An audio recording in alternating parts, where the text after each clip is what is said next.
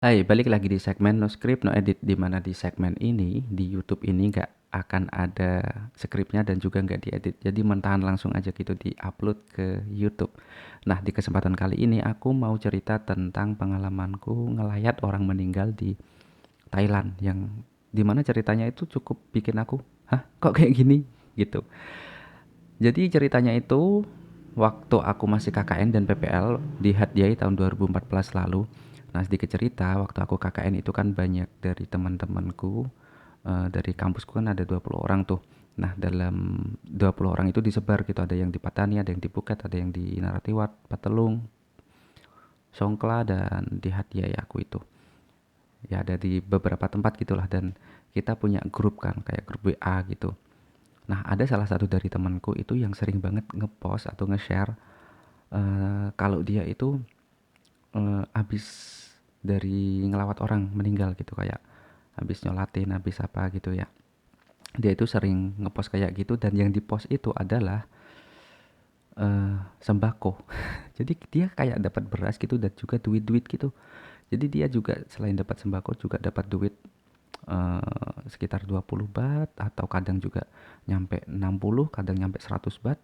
Jadi kayak di tempatnya itu ada tradisi kalau ngelayat orang meninggal di daerahnya itu kayak yang ngelayat itu dikasih sembako dan juga uang gitu. Nah, di tempatku itu beda banget, di tempatku gak ada kayak gitu. Aku pernah sekali itu nyambengin apa kayak ngelayat gitu ya, diajak sama kepala sekolah itu nggak di udah ngelayat, udah beres biasa kayak gitu, nggak ada yang dikasih apapun gitu biasa. Jadi kayak walaupun sama-sama kita ada di Thailand tapi tradisinya udah beda banget gitu. Yang temenku itu malah bisa jadi dia itu sering banget ngepost nggak tahu udah berapa kali, 10 kali mungkin ada deh. Jadi kita kan di sana kan juga dapat gaji ya, KKN dan PPL itu ada gajinya. Nah, dia itu sampai kayak mikir kayak kerjaan sampingan gitu. Dia dapat banyak banget gitu dari ngelayat doang, cuman ya itu sebenarnya kan ya ya gimana ya? Dapat mau senang gimana, tapi itu orang meninggal. Mau sedih, ya harusnya sedih ya kan? Ya dia dapat banyak uang dari situ. Nah, itu bukan pengalamanku yang bikin aku shock itu bukan itu ya.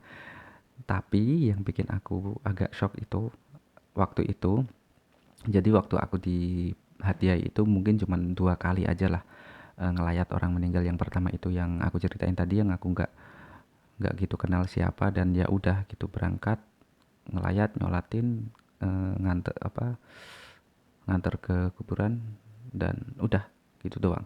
Nah, yang kedua ini yang bikin aku lumayan shock dan kaget juga, tapi juga lucu gitu. Jadi ceritanya ada salah satu dari wali muridku itu ada yang meninggal gitu ya. Muridnya juga aku kenal baik, dia juga sering datang ke tempatku itu. Aku ada salah satu dari wali muridnya itu ibunya meninggalkan. Nah, itu malam-malam sekitar jam 8 malaman lah. Jam 8 malam kalau di sini ya mungkin masih kok jam 8 sih? Ya jam 8 malam mau isya gitu ya atau sekitar isya isya lah ya. Nah, waktu itu dari kepala sekolahku itu ngajakin aku sama temanku. Jadi aku waktu itu kan 2 orang ya di sekolahan itu. Aku sama temanku cewek itu diajakin ke tempatnya wali murid yang meninggal itu ke rumahnya gitu. Ngelayat lah ceritanya. Nah, tempatnya cukup jauh dan setelah kita udah nyampe di tempatnya itu kan rame banget ya tempatnya. Saya itu rame banget. Jadi kayak rumahnya itu kan gede gitu ya. Jadi kayak ada apa ya? Ada halamannya itu besar gitu kan. Halaman masuk itu ada kursi-kursi banyak dan ya kursi biasa gitulah, biasa yang ya kursi-kursi biasanya gitu. Banyak orang yang duduk di sana kayak kayak kayak biasanya gitu kan. Terus kita mulai masuk, masuk terus udah kelihatan rumahnya. Rumahnya itu rumah yang kayak rumah Minang apa ya yang bawahnya ada kolongnya gitu loh yang harus naik tangga tangga gitu, naik-naik gitu ke atas. Jadi rumahnya itu ada kolongnya gitu. Kita harus naik ke sana kan. Aku diajakin kepala sekolahku terus temenku yang satunya tadi yang cewek itu juga di belakang. Terus udah kita masuk, lewat ke ruang tamu dan disitulah tempatnya. jenazahnya di ruang tamu. Masuknya satu-satu nih ceritanya, masuknya satu-satu dari kepala sekolahku, terus kepala sekolahku udah masuk, terus aku di belakangnya kan, tapi kayak di gantian gitu. Kepala sekolahku udah masuk, terus dateng, terus aku dipanggil kan, aku dipanggil, udah ada di depan jenazahnya nih. Jadi udah di depan jenazahnya itu, aku suruh liatin mukanya, nggak ditutup apa-apa, biasa aja gitu. Ya udah ditutup sini kapas, tapi disuruh liatin mukanya gitu, suruh lihat. Kayaknya itu kayak penghormatan terakhir kayaknya ya. Aku juga kurang tahu, tapi aku inget banget disuruh liatin mukanya gitu. Suruh lihat, beneran suruh lihat gitu. Terus kalau udah kan, kok suruh lihat. Aku agak gimana gitu kan, ya udah. Terus aku balik, terus si temanku yang cewek itu kan tadi di belakang kan masih. Dia nanya, "Suruh apa, Nam?" "Udah, masuk aja." Gitu. "Suruh apa, tuh?" "Masuk aja." Gitu. Akhirnya aku udah balik si papasan gitu kan. Jadi yang temanku yang cewek itu sama mama gitu. Suruh liatin juga kan. Aku ya mikir, "Ya, kena kau." Akhirnya waktu pulang, "Kenapa? Kenapa gak bilang?" Gitu dia kan kayak, "Aku nanti tidurnya sendiri loh." Dia kan tidurnya sendiri tuh. Aku juga sebenarnya tidurnya sendiri, cuman kan ya dia kan cewek gitu kan, dan tempatnya tuh gede banget yang tempatnya tidur.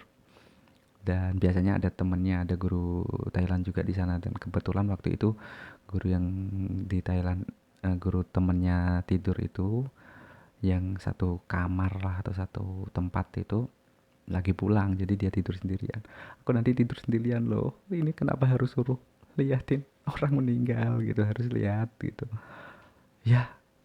Kita harus hormatin lah tradisinya gimana gitu kan. Masa orang-orang kayak gitu kita enggak gitu kan. Akhirnya ya ya udah, dia takut banget sih. Kalau aku sih, kalau aku cuman kaget aja gitu, kenapa harus suruh lihat gitu. Kalau kita biasanya itu kan, kalau di tempatku itu kan paling kalau ada orang meninggal ya udah kita dateng, terus masih ditutup gitu. Yang berani buka buka kainnya biasanya ya dari pihak keluarga atau pihak saudara gitu, yang berani-berani. Enggak semua orang boleh gitu kan. Nah itu malah kayak disuruh gitu. Itu bikin aku, ah, kenapa? Gitu. Ya udah, habis itu pulang, belum pulang sih, habis itu kayak setelah datang lihat, keluar, terus di luar itu kayak duduk-duduk gitu ya, kayak biasanya gitulah kalau ada orang meninggal kayak gimana gitu di luar gitu, kayak nungguin gitu. Terus agak malaman gitu, jam 11-an udah pulang kita, dan lagi temanku tadi bingung gitu kan, mana tidur sendiri gitu kan. Kalau aku ya ya udah. Terus siangnya kita ke sana lagi, dan prosesi pemakamnya itu kayak siangnya atau pagi. Siang atau pagi aku agak lupa sih, kayaknya pagi sih. Paginya kita datang lagi untuk prosesi pemakamannya. Jadi malam itu memang belum langsung dimakamin gitu. Dan suruh lihat. Itu yang menurutku agak bikin lumayan kaget sih. Nah, itulah sedikit cerita tentang pengalamanku waktu ngelayat di HTI, yang mungkin memang tradisinya cukup berbeda, entah itu di tempat itu aja atau eh, di beberapa tempat, cuman kayaknya ya di tempat-tempat lain juga agak berbeda gitu. Jadi kayak walaupun aku di sana itu sering banget dapet pengalaman kayak misal entah nikahan orang atau tempat apa itu banyak yang berbeda gitu. Jadi boleh apa ya, nggak bisa dipukul rata gitu. Kalau di Thailand kayak gini, di Hatia kayak gini, nggak bisa sih. Kayak memang ada tradisi tersendiri di daerah tertentu juga kayak gitu. Udah lah, kayaknya udah cukup deh ceritanya. Lain kali cerita lagi besok. Untuk segmen no script no edit ini aku mau room tour apa ya, tadi ada temanku di Instagram yang pengen lihat gitu, pengen lihat set setku record gimana gitu. Padahal ya udah gini-gini aja, nggak ada apa-apanya. Ketolong lampu aja nih udah lumayan oke. Kalau nggak ada lampunya jelek banget. Mau lihat? Coba lampunya kematiin, 1 2 3. nih, lampu yang belakang ini kalau aku matiin, kalau pakai lampu atas doang paling ya jelek aja gitu. Ini pakai kamera HP, kamera depan juga udah lumayan. Kapan-kapan lah sekalian, besok deh, bukan kapan-kapan. Di segmen no script no edit ini yang nggak perlu diedit, yang nggak perlu pakai script, langsung ngomong doang gini, mau ada suara dari luar bocor kayak gimana juga, kayak burung-burung ini juga mungkin dengar, langsung aja aku upload mentahnya. Besok aku mau bahas tentang ruangan ini dan juga setupnya yang aku pakai kayak ini, kameranya apa dan gimana cara pakainya biar biar nolong aja gitulah dari teman-teman kalau mungkin ada yang pengen bikin konten video, mungkin bisa bisa dapat referensi gitulah. Oke, mungkin segitu dulu untuk video kali ini. Ketemu lagi di segmen no script no edit berikutnya, dan besok juga, oh ya, kalau ini mungkin nanti naiknya agak entah pagi atau siang, itu malamnya tanggal 13 aku ada Zoom. Kalau mau ikut, ikut aja, informasinya ada di Tribe atau ada di Instagram, kamu bisa cek di situ. Oke, biar gak kelamaan dan aku ngelantur banget dari tadi ngomongnya, kita tutup video kali ini. Terima kasih yang udah nonton, dan jangan lupa subscribe. Kalau mau subscribe bisa di like, kalau suka dislike aja kalau gak suka, tapi kalau itu ya jangan di report lah. Oke, bye.